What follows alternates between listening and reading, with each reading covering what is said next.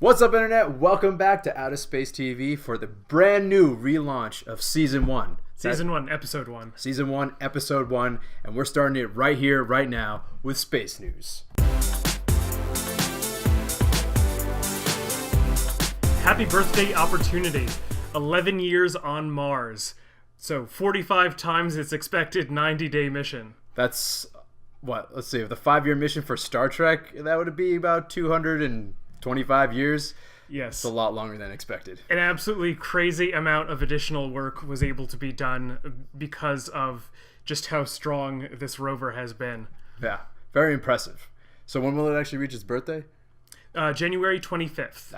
See, that was actually a leading question, because on January 25th, also, New Horizons will start taking pictures of the beautiful and wonderful, weird-looking sphere that is Pluto. Not planet, just a dwarf planet, whatever. The whole point of New Horizons is that we'll actually be able to understand more about what Pluto is. Like exactly. The surface, just get pictures back that are more detailed than the ones that Hubble sent us so many years ago. Because the best we have is Hubble, and Pluto is just so dim that Hubble only gets a smudge.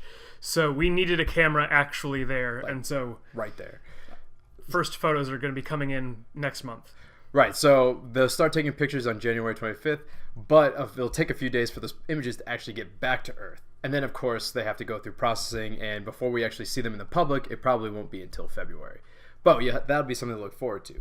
Now, this mission has taken, 8 years? 9 years? Yeah. Because it was launched in 2006. So that New Horizons traveled 3 billion miles, and it still has 100 million miles before it actually gets to Pluto itself, which will be sometime in July for a very brief flyby, essentially. But even then, it's one of the fastest probes that we have out there, because it's just a straight shot to Pluto, as fast as they can make it.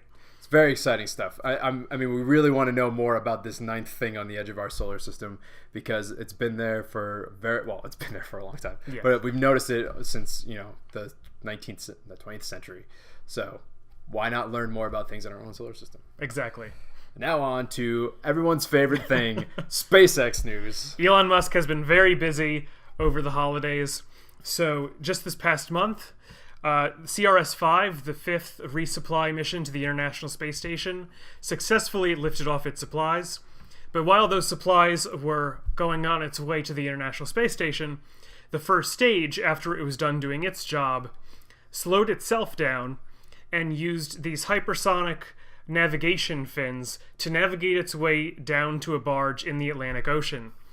Now, unfortunately, it was 10% short on the hydraulic fluid needed to have those fins work, so it wasn't able to slow down enough, and it ended up hitting the barge and exploding. But it hit the barge. Yeah, which is incredibly impressive, considering this is going from at least Mach 6 to something that can land on a barge that's about 100 feet by 300 feet in the middle of the Atlantic. Yeah, because from up there it looks like a speck, and the fact that it can align itself enough, I mean, it didn't get perfectly, but it hit the barge. That's super impressive. It bodes well for the future of SpaceX. And it shows SpaceX's confidence that they were willing to put pictures and videos of this out into the world, because, of course, investors is what you worry about. Yeah.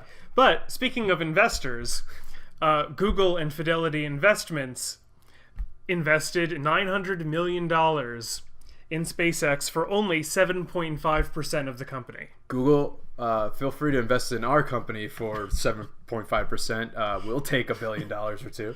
So this puts an evaluation of SpaceX at around $11 billion, which I believe Forbes has now at number 4 on their billion-dollar company lists. So there's a whole lot of confidence in SpaceX, even following this explosion. Yeah. I mean, like I said before, hitting the barge is a huge deal.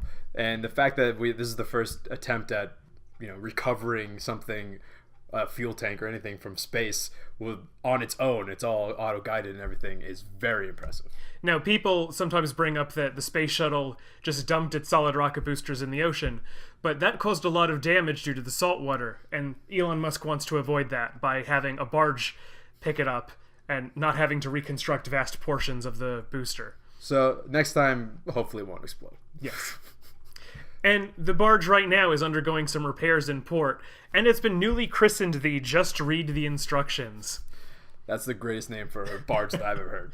Not that I know many barge names, but yes, just read the instructions. Also add, maybe a little bit extra fluid next time. Just top it off, Since they were 10% short, they'll have 50% extra on the next one. So they should overcompensate. Yeah, overcompensating, not always a bad thing. Thank you for watching. Thanks. All right. If you liked all the content in our latest episode, you can like and subscribe down below, and also comment. Tell us what you thought. You can also watch an older episode right here. Thank you very much for watching.